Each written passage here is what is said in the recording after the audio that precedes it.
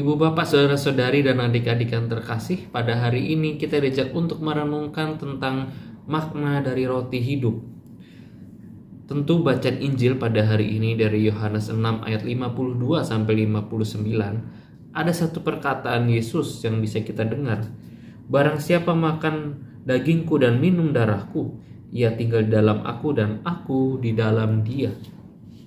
Tentu perkataan ini menggambarkan bahwa ketika kita menyantap tubuh dan darah Kristus, artinya kita menerima hadirnya Yesus dalam tubuh kita, dalam diri kita. Dalam perayaan Ekaristi kita mengenal adanya roti dan anggur, di mana roti dan anggur ini juga menjadi satu simbol tubuh dan darah Kristus. Disitulah misteri Ekaristi terjadi.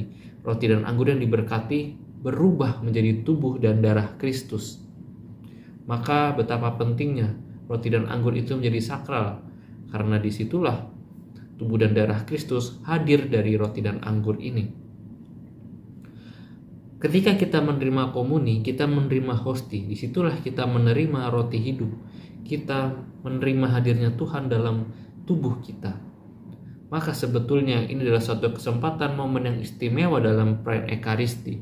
Artinya kita sebagai umat Kristiani tidak hanya menganggap perayaan Ekaristi itu diikuti sebagai suatu kewajiban atau suatu keharusan, tetapi apakah sudah menjadi suatu kerinduan, suatu kemauan dalam diri kita untuk mengikuti perayaan Ekaristi.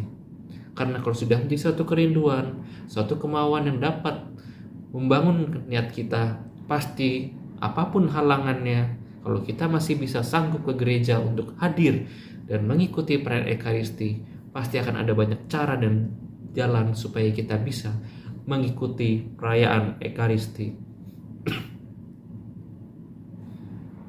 Maka sebetulnya kita diajak dengan mencintai perayaan Ekaristi. Sesudah kita menerima roti hidup dalam diri kita, apakah kita mau menunjukkan sebagai pribadi yang dipenuhi oleh kehadiran Tuhan dengan segala tindakan kita, keputusan kita?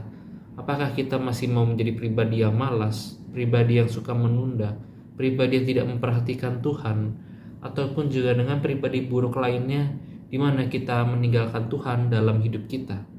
Tetapi tunjukkanlah bahwa kita dipenuhi oleh Tuhan, kita diberkati oleh Tuhan dengan setia berdoa, tindakan kasih, di mana kita bisa melakukannya dengan cara masing-masing, tetapi kita melakukan hal yang berharga di mata Tuhan.